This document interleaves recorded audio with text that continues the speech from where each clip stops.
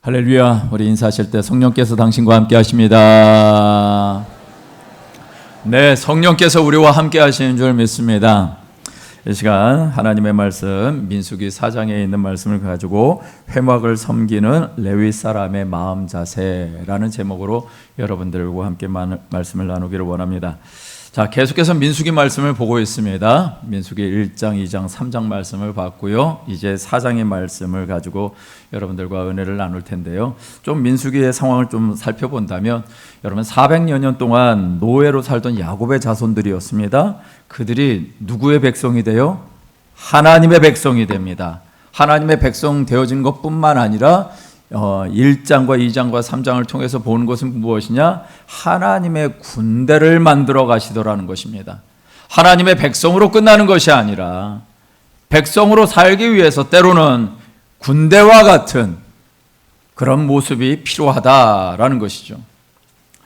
하나님께서 12개 지파를 3개씩 나누어서 사방의 진영을 갖추게도 하시고 또 이어서 3장에를 보니까 레위 지파 사람들을 계수하게 하십니다.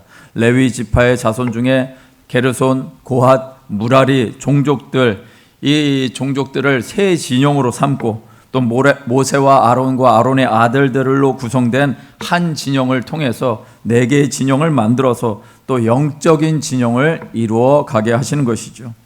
왜 이렇게 하셨을까? 이유는 단순합니다. 이스라엘 자손들이 이제 하나님의 백성이니까, 하나님의 택하신 선민으로 하나님이 삼아 주셨으니까, 그래서 하나님께서 이렇게 만들어 가십니다.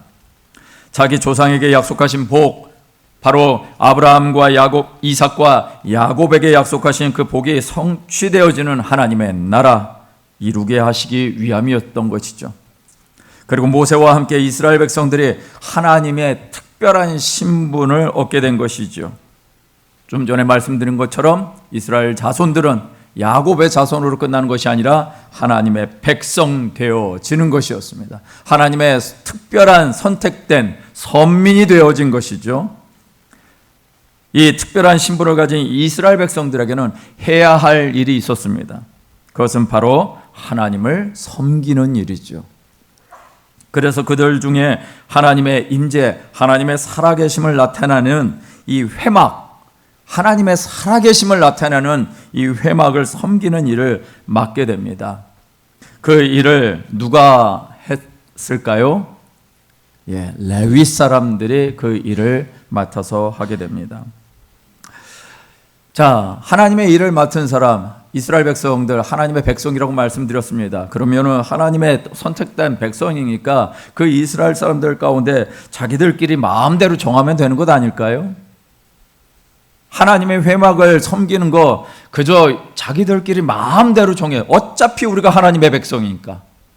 우리가 하나님의 백성이니까 우리끼리 마음대로 해서 하나님을 섬기면 되는 것 아니냐라고 할 수 있을 것 같은데, 그 하나님을 섬기는, 회막을 섬기는 봉사와 직무를 맡을 사람을 누가 세우든가요? 우리끼리? 아니요. 하나님이 직접 세우셨다라는 것입니다. 하나님이 직접 하나님의 회막을 섬길 자들을 세워 가시더라는 것입니다.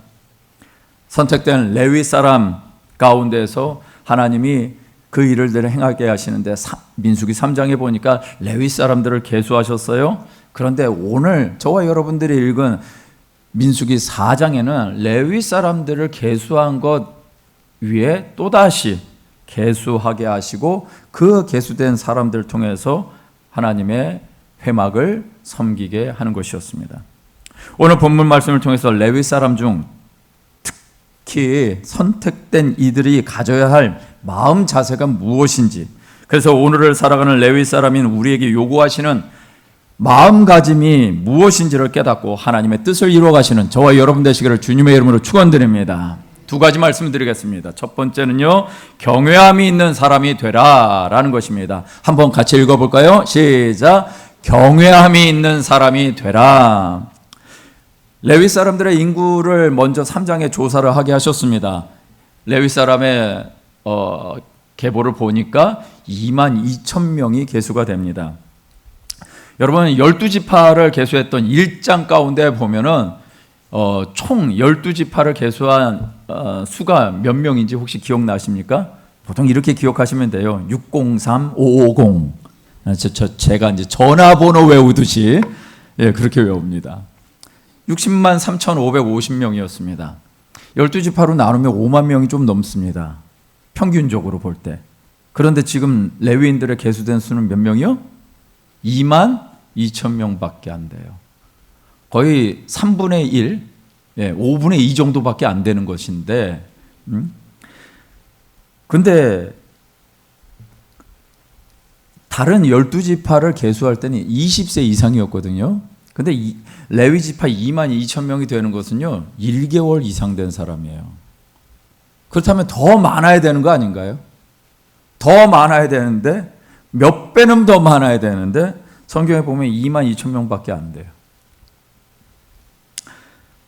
자, 레위 사람들의 숫자가 상대적으로 상당히 적어 보입니다. 그런데 하나님이 하나님을 섬기는 직분을 누구한테 맡겨요?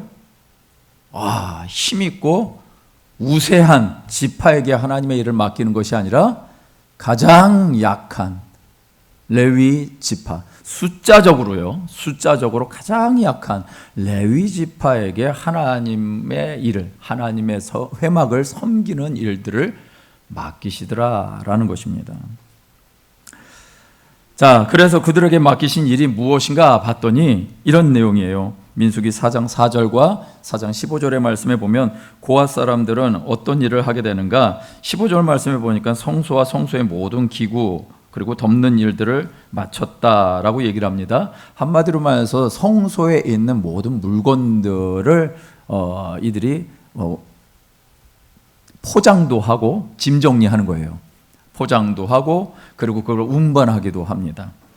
그리고 민수기 4장 24절 27절에 보니까 여기에서는 게르손 종족이 할 일과 맬 것이 무엇인지에 대해서 얘기를 합니다. 쉽게 말해서 휘장들이에요. 천막들 그리고 덮개 중심. 한마디로 말해서 뭔가 이렇게 천과 같은 아주 그것도 무겁긴 무겁죠.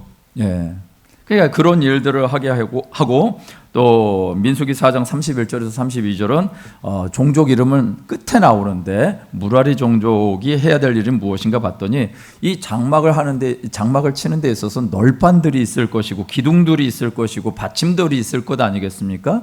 이런 것 중심으로 운반하게 됩니다.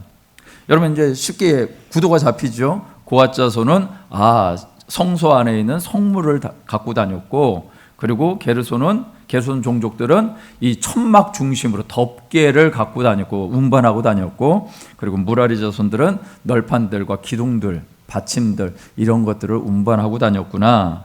이렇게 해야 될 일을 분명하게 하나님이 명시하셨습니다. 자, 그러면은 여러분 레위 사람들이 적긴 해요. 2만 2천 명밖에 안 되는데 다른 지파에 비해서 적긴 한데 그 2만 2천 명이 다 이 성막 움직이는데 포장하는데 투여된다면 어떤 일이 벌어질까요? 오합지졸 되겠죠. 2만 2천 명이 달겨들어 보십시오.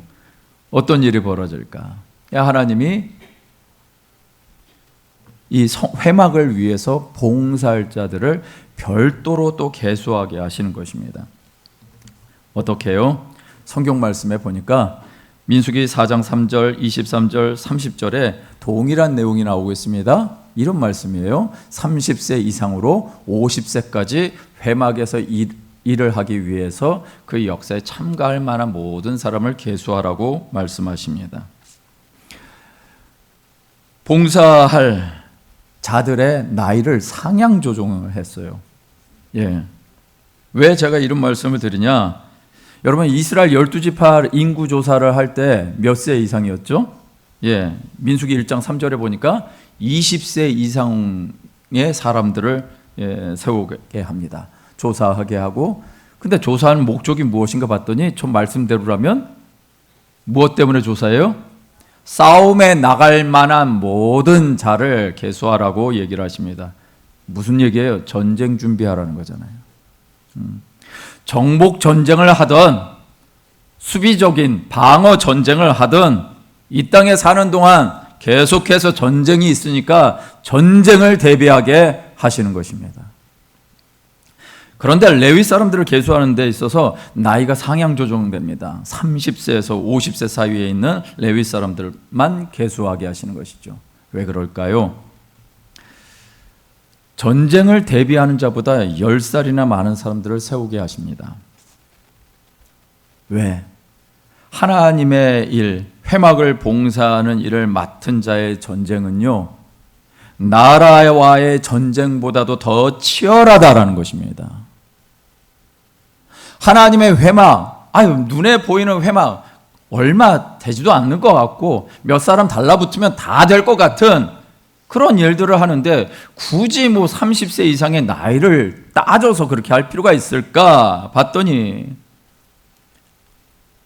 눈에 보이는 전쟁보다 눈에 보이지 아니하는 전쟁은 더 나이가 있는 자들을 통해서 하나님이 일을 하게 하시더라라는 것이에요. 어떤 수도사가 세상이 너무나 그리워서 몰래 수도원 밖을 빠져나갔습니다. 그리고 좀 이렇게 침 흘릴 만한 영화를 보려고 했는지 19금 영화를 상영하는 극장에 들어갔습니다. 너무나 그 영화 속의 내용이 추잡해서 이 수도사가 영화를 보면서 계속 이렇게 기도를 했습니다. 마귀야 물러가라. 마귀야 물러가라. 그러자 마귀가 나타나서 이렇게 얘기했습니다.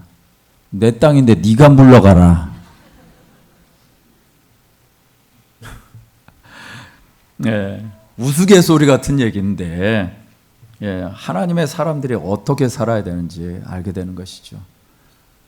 우리가 살아가는 것은 세상 사람들은 그런 영화를 보면서 그런 문화를 즐기면서 그럴 수도 있지 성인인데 그렇게 살아가지만 하나님의 백성들은 그렇게 살 수가 없는 거예요. 그리고 하나님의 백성들은 그런 자리에 있으면서 마귀야 물러가라 이딴 싸움 할 필요가 없네요. 이런 미련한 짓이 어디 있어요. 물론 어쩔 수 없는 상황들이 벌어진다면 괜찮은 영화인 줄 알았는데 이런 영화인 줄 몰랐어요 한다면 그때는 마귀야 물러가라 해야 돼요.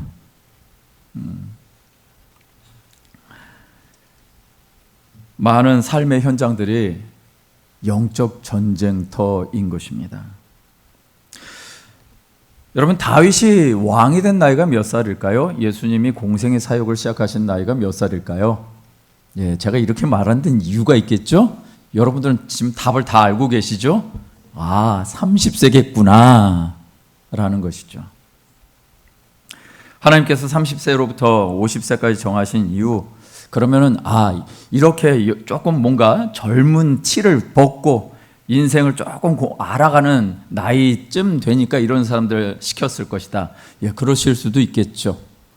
그런데 말씀 가운데 보니까 더 중요한 부분들이 있습니다. 그것은 무엇이냐? 하나님의 봉사의 임무를 맡은 자에게 원하시는 마음가짐이 있었다라는 것입니다. 여러분 그것은 하나님 앞에 경솔함이 아닌 경외함이 있는 자들이어야 했던 것입니다. 독일에서 성장한 유대인 소년이 있었습니다. 이 소년은요, 아버지를 매우 존경했습니다. 이 아버지는 유대인 회당에서 충성을 다했고요, 온 가족이 아버지의 신앙 안에서 하나가 되었습니다. 이 소년이 10대가 되었을 때 이 가족들이 시골 마을로 들어가게 됐습니다. 그런데 그곳엔 유대인 회당이 하나도 없었습니다. 대신에 루터교, 독일의 종교 개혁을 일으킨 사람 누구예요? 루터잖아요. 그러니까 루터교, 개신교가 있었던 것입니다. 대부분 주민들이 루터 교회를 다니고 있었기 때문에 아버지는 가족을 모아놓고 이렇게 얘기를 했습니다. 나는 이제 유대교인이 아니다. 루터교인이다. 여기서 장사하고 돈 벌고 살려면 루터교인이 되어야 하는 거야 라고 얘기를 하는 것이었습니다. 아버지를 존경하고 있던 이 아들이 말씀이나 양심에 따라서 사는 것보다 돈 때문에 살아가는 아버지의 모습, 그 삶을 보고 이 아들도 배우기 시작했습니다. 얼마 후에 이 소년이요 영국으로 유학을 갑니다. 독일에 있다가 공부를 하면서 세계를 깜짝 놀라게 할 만한 유명한 이론을 정립합니다. 그가 유대인으로서의 삶을 사는 과정에서, 그리고 루터 교회를 다니면서 종교인으로 살면서 경험한 바탕으로 보니까 교회가 생명력을 잃어버렸다라고 생각을 했나 봅니다. 그래서 생명력을 상실한 교회에 대해서 자기의 생각을 이렇게 정리하는데, 뭐라고 정리하냐면 종교는 아편이다, 마약이다 라고 정리를 해버리고 맙니다. 이것이 하나님이 없는 세상, 종교 없는 유토피아를, 낙원을 만들자고 했던 사회주의 아버지 칼 마르크스입니다. 사회주의, 공산주의를 만들고자 했던 사람의 원래 종교는 유대인, 자기 인종은 유대인이었고 종교는 또 전향을 했지만 개신교 신자이기도 했던 것입니다. 그런데 왜 이렇게 됐을까요? 한 시대를 누렸던 마르크스의 사회주의 이론, 욕망을 따라 신앙도 팔아먹은 아버지, 하나님의 선택된 백성 유대인임에도 불구하고 하나님을 경외함이 없는 아버지로부터 시작됐다라는 것입니다. 하나님을 경외함이 없다면 말씀에 눈 멀고 양심에 귀 막게 됩니다. 그런 사람은 욕망을 따라 살게 되어 있는 것이죠. 목회를 하면서 이런 분들을 보게 됩니다. 믿음이 있는 분들, 어떤 어려운 상황일지라도 하나님을 가까이 하는 분들이 있습니다. 고된 삶을 마치고 죽음 앞에 선 분들도 하나님을 더욱더 강력하게 의지하시는 분들이 있습니다. 몸이 아픈 분들은 오히려 그 상황 가운데서 내 속에 있는 죄가 무엇인지를 하나님 앞에 고백하며 하나님과 동행하는 삶을 사시는 분들이 있습니다. 사업을 실패할 경우에는 그 자리에서 정말 하나님 앞에 무릎 꿇고 나가시는 분들도 있습니다. 왜 그럴까요? 하나님을 진짜 경외하니까. 하나님을 진짜로 경외하니까. 제가 가끔 우리 성도님들 사업장을 갑니다. 가서 또 개업 예배를 드리기도 합니다. 여러분, 개업 예배 드릴 땐 장래가 좋을 것이라는 생각을 가지고 개업 예배를 드리는 것 아니겠습니까? 그런데 우리가 하나님 앞에 예배를 드리는 그 사업장이 잘 될 때만 있나요? 안 될 때도 있죠. 그래서 접게 되면, 접을 때는 예배 안 드려도 될까요?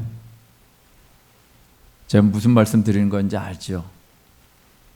시작할 때는 하나님의 복을 받기를 원하고, 정리할 때는 이게 하나님의 뜻이 아니하고 창피하고 부끄러운 것이야 라고 하면서 우리는 이중적으로 믿음 생활을 하고 있는 것 아닌가요? 접게 된다면 그것조차도 하나님의 뜻이 있겠지, 그거야말로 하나님을 정말 경외하는 자들의 모습 아닐까요? 우리가 뭔가 잘 될 것만 생각하고 하나님 앞에 예배를 드리고 있다면 그 예배가 정말 하나님을 위한 예배일까요? 나를 위한 예배일까요? 여러분, 진짜 우리가 예배를 드리고 있는 것이 정말 하나님께 드리는 예배인지, 하나님을 경외함으로 드리는 예배인지, 이것을 잘 분별할 수 있는 은혜가 저와 여러분들의 삶 가운데 있게 되시길 주의 이름으로 축원드립니다. 전도서 12장 13절 말씀에 이런 말씀이 있습니다. 함께 읽어볼까요? 시작. 이래 결국을 다 들었으니 하나님을 경외하고 그의 명령들을 지킬지어다. 이것이 모든 사람의 본분이니라. 할렐루야. 예. 여러분, 결국은 다 모든 일들이 어떤 일들을 결국을 맞이할 것입니다. 그러나 우리가 해야 될 일이 무엇인가요? 하나님을 경외하는 것입니다. 하나님의 말씀, 명령을 지키는 것이 우리의 본분이다. 모든 사람들의 본분이다. 라고 말하고 있는 것입니다. 내가 지은 죄를 위로받기 위해서 살기보다는 죄를 이기게 하시는 하나님을 경외하시면서 사시면 어떨까요? 할렐루야! 하나님이 저와 여러분들에게 중요한 분이 되신다면 우리는 죄를 즐기는 자가 아니라 죄를 이기는 자가 되어야 할 줄 믿습니다. 이런 마음가짐으로 사시는 저와 여러분 되시기를 주님의 이름으로 축원드립니다. 두 번째는요, 하나님의 지시가 반드시 필요한 자임을 알라라는 것입니다. 함께 읽어볼까요? 시작. 하나님의 지시가 반드시 필요한 자임을 알라. 여러분, 게르손 고한 무라리 종족의 사람들 각각 수를 보니까 2750명, 2630명, 3200명, 합이 8580명입니다. 몇 세 이상 계수된 사람? 30세 이상 50세 이하로 계산된 사람입니다. 자, 8580명. 여러분, 회막 봉사자들이 이제 이 8580명으로 구성되어지는 것입니다. 회막 모양이 어떤 모양인지 혹시 여러분들 아시겠습니까? 우리 한번 사진 이미지를 좀 보시면 저런 모양입니다. 예. 자, 성소가 이 회막 전체가 회막이고요. 그 안에 보니까 번제단이 있고 물두멍이 있고 그리고 뭐 기둥같이 보이는 것이 이제 성소입니다. 그리고 이 기둥 안쪽에 들어가면은 왼쪽에 등잔, 금 촛대가 있고요. 오른쪽에 진설병 상이 있습니다. 그리고 조금만 가면은 향단이 있습니다. 분향단이 있고요. 그리고 막이 쳐져 있고요. 그것을 휘장이라고 합니다. 그 휘장 안쪽에 무엇이 들어 있을까요? 예, 하나님의 법궤, 증거궤가 들어 있습니다. 자, 그럼 이 크기가 얼마나 될까요? 저기 보니까 여러분들 뭐 짐승들이 보이십니까? 예, 소가 보이고 양도 보이고 이 크기가 얼마나 될까요? 예, 긴 쪽이 50m가 안 됩니다. 그리고 이 가로 이 문이 있는 쪽은 50규빗이라고 써 있는데 우리가 아는 미터 단위로 따지면 한 22m 정도 됩니다. 여러분, 규모가 어때요? 커요, 안 커요? 예, 그 규모가 어느 정도냐면 우리 이쪽 기둥과 이쪽 기둥에서요 이렇게 직선으로 나가면 되는 회막 규모입니다. 이렇게 해서 저쪽까지 끝까지 가면. 예. 그리고 그 안에 성소가 있는데 그 성소의 규모도 보니까 실제로 얼마나 돼요? 30규빗 한 30규빗이면 4, 32, 한 13m 정도 되나요? 그리고 9규빗이라고 했는데 뭐 10규빗이라고 해도 4m 50밖에 안 됩니다. 하나님이 계시는 성소, 예.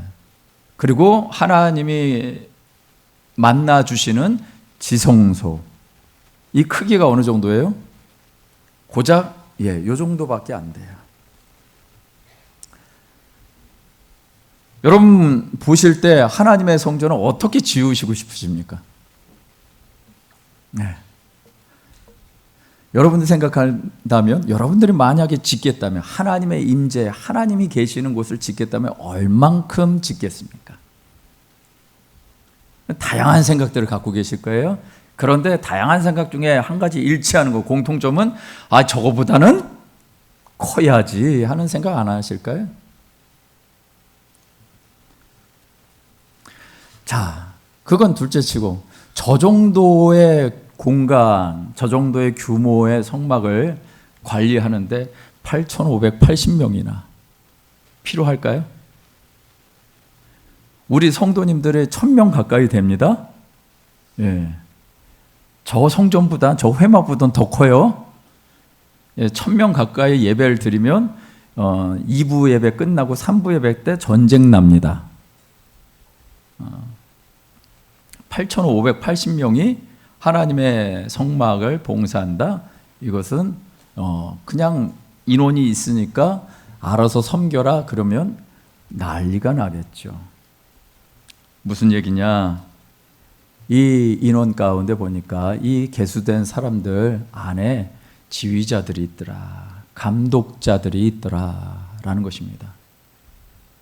우리 성가대도 보면은 지휘자님과 함께 마음을 같이 해서 정말 아름다운 찬양을 만들어냅니다. 근데 지휘자님이 안 계시면 어떤 일이 벌어질까요? 상상하기도 싫으시죠? 건강하십시오, 지휘자님. 성가대도 하물며 이럴 텐데, 여러분들 이 안에 8,580명이라는 사람들이 있어서 하나님의 일을 하는데, 이것을 누군가가 감독하는 자가 없이 일을 한다? 그랬다가는 큰일 나죠. 그래서 하나님 말씀하십니다. 고핫 자손의 감독자로 엘르야사를 세우고요, 그리고 게르손과 무라리의 감독자로 아론의 막내 아들은 이다마를 세우게 됩니다. 하나님의 성물들 중에 중요한 성물들이 있습니다. 아무래도 어떤 물건이 가장 중요할까요? 성소 안에 있는 물건들이 가장 중요하겠죠. 왜? 거기에서 하나님이 만나주신다고 말씀하시니까. 근데 그 성물들을 운반하는 사람들이 누구입니까? 레위 사람들 중에 고핫 자손, 고핫 종족이 그 성물들을 운반합니다. 근데 그 성물들을 운반할 때 그 성물의 이름을 이렇게 얘기를 하고 있어요. 지성물이라고. 우리가 읽고 있는 성경에는 지성물이라고 얘기했는데, 지성물 뭐 많이 들어보셨나요? 근데 그것에 대한 뜻이 무엇인가 봤더니 그 히브리어로는 하코다심이라는 그런 말을 쓰고 있는데, 이것이 번역을 하면은 이런 뜻입니다. 거룩한 것들 중에 거룩한 것. 이해가 되시죠? 지극히 거룩한 물건이구나 라는 것이에요, 지성물이. 근데 이 지극히 거룩한 물건, 하나님께 바쳐진 물건이다 라고 하는데, 왜? 물건 자체가 거룩한 건가요? 하나님이 그 물건 안에 역사하신다라고 하시니까 그 물건이 거룩한 것이죠. 고핫 자손들은요, 하나님의 지성물을 운반하는 임무를 맡은 중요한 그 직책을 맡게 됩니다. 그런데 그 고핫 자손들이 그런 임무를 맡는 것은 그들이 뭔가 뛰어나서였을까요? 아니요. 하나님의 은혜였고 하나님의 일방적인 명령이었습니다. 그렇기 때문에 자랑할 수 있을까요? 없을까요? 자랑할 수가 없지요. 근데 신앙생활하면 우리가 하나님께 좀 가까이 간다고 그러면 우리는 어떻게 생각할까요? 나는 괜찮은 존재고 거룩한 존재라고 생각을 해요. 성경에 만약에 그들이 거룩한 존재가 되었다면 그들에게 더 큰 권한을 부여해야 합니다. 어떤 권한을 부여해야 되냐면 그들이 하나님의 성물을 보고도 살아 있어야 돼요. 그런데 성경 말씀에 보니까요, 어떻게 나오느냐, 민수기 4장 17절, 18절, 20절까지의 말씀을 보니까 이렇게 얘기하고 있어요. 자, 너희 고핫 족속의 지파를 레위 중에서 끊어지지 않게 하라고. 그들이 지성물에 접근할 때 그들의 생명을 보존하고 죽지 않게 하기 위하여 이같이 하라. 아론과 그의 아들들이 들어가서 각 사람에게 그의 할 일과 그가 맬 것을 지휘하게 할지니 그들은 잠시라도 들어가서 성소를 보지 말라. 그들이 죽으리라 라고요. 괜찮은 일을 한 거 아닌가요? 지극히 거룩한 성물을 다루는 일을 맡은 자라면 거기에 합당한 하나님의 특권도 주셔야 되는데, 지금 잘못하면 어떻게 된다? 죽는다라는 거예요. 이것이 봉사의 임무를 감당하는 고핫 자손들마저도 감독자들을 통해서 하나님의 지시를 받아야 살 거다라고 말씀하시더라는 것입니다. 이것이 감독자들이 있어야 되는 이유였습니다. 여러분, 하나님은 질서의 하나님이신 걸 믿으십니까? 아까 우리 찬양팀, 우리 성가 찬양하면서 하나님을, 만물을 지으신 하나님을 찬양했습니다. 여러분, 천지 만물을 지으신 하나님이신 걸 정말 믿으십니까? 천지 만물을 지으신 하나님을 우리가 찬양한다면 우리의 마음 가운데도 그 하나님으로 말미암아 감격이 있어야 될 겁니다. 아니, 그런 하나님이라는 것을 우리가 찬양하고 그런 하나님이라는 것을 우리가 말하고 알고 있는데 우리의 삶의 현장에는 그런 하나님으로 인해서 누리고 있는 것이 있나요? 좀 돌아봐야 되는 거죠. 그래서 우리 한번 생각을 해보자고요. 하나님 천지 만물을 지으셨습니다. 이 세상을 눈에 보이지 아니하는 또한 질서 가운데도 하나님께서 만들어 놓으셨습니다. 하나님을 배제하려고 하는 수많은 주장들이 있다 할지라도, 그래서 하나님의 개입을 제거하려고 하는 이 세상에 수많은 가르침이 있다 할지라도, 그럼에도 불구하고 하나님의 법칙은 변할 수가 없습니다. 그 하나님의 법칙에서 벗어날 수가 없는 것이지요. 하나님의 질서 가운데 사는 것을 알 때 사람들은 이렇게 고백을 하게 됩니다. 시편 4편 2절에서 4절 말씀인데요, 함께 한번 읽어볼까요? 시작. 인생들아, 어느 때까지 나의 영광을 바꾸어 욕되게 하며 헛된 일을 좋아하고 거짓을 구하려는가?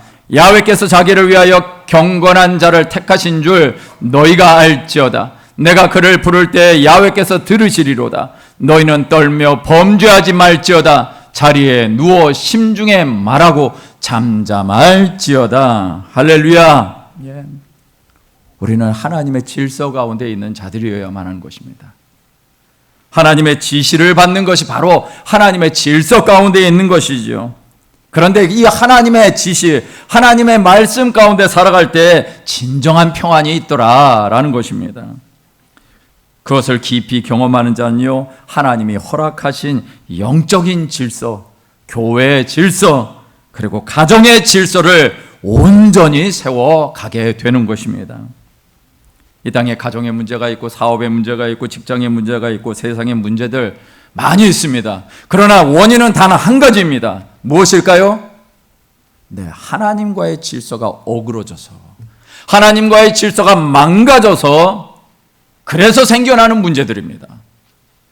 하나님은 우리에게 하나님과의 관계가 온전하면 복을 주신다라고 말씀하셨습니다. 왜? 하나님이 복의 근원이시니까. 근데 우리의 삶 가운데 문제가 있다?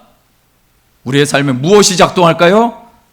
예, 하나님의 복이 작동하는 것이 아니라 죄가 작동해서 하나님이 원래 만들어 놓으신 그 형상의 질서를 파괴해버리는 것입니다. 그래서 질서가 망가진 존재가 되어져서 이 땅 가운데 살고 있기 때문에 이런 일들이 벌어지더라는 것입니다. 인간적으로 괜찮아 보이는 사람들이 참 많습니다. 이 세상엔 그런 사람들이 많이 있습니다. 그런데 그런 사람들이 많이 있다고 해서 세상이 좋아지던가요? 여러분, 그런 사람들이 많이 있다고 해서 세상 좋아지는 거 아닌 거 아시잖아요. 이 세상이 언제 어떻게 변할지는 모르잖아요. 저와 여러분들이 해야 될 일은 무엇인가요? 진짜 이 세상의 질서 온전히 잡고 가시는 하나님의 통치를 위해서 기도하여야 하실 줄 믿습니다. 그리고 하나님의 통치를 인정하는 사람들이 되어야 하는 것이죠. 하나님의 회막 봉사를 명받은 레위 사람들 같이 하나님이 선택한 자임을 알고 하나님의 통치를 받아서 하나님의 뜻대로 섬기며 살아가는 것, 그것이 저와 여러분들의 모습이 되시기를 주님의 이름으로 축원드립니다. 말씀을 마무리합니다. 하나님께서 12지파를 군대와 같이 세우셨습니다. 그러나 그것만 가지고 살아가는 민족이 아니죠. 왜냐하면 하나님의 나라, 하나님의 백성이고 하나님의 뜻을 이룰 자들이기 때문에 그렇습니다. 일반적으로 모든 국가는 행정적으로나 군대적인 조직이 있어야 되는 것이 맞습니다. 그러나 하나님의 나라는 그런 것에 위에 한 차원 더 높게 영적인 조직이 있어야 되는 것입니다. 그래서 하나님은 하나님을 섬기는 이들에게 하나님이 직접 레위 사람들을 세우신 것입니다. 모세가 이스라엘 백성들 이제 모세가 이스라엘 백성들을 이제 가나안 땅에 들어가기 전에 모세의 사명이 다 하게 됩니다.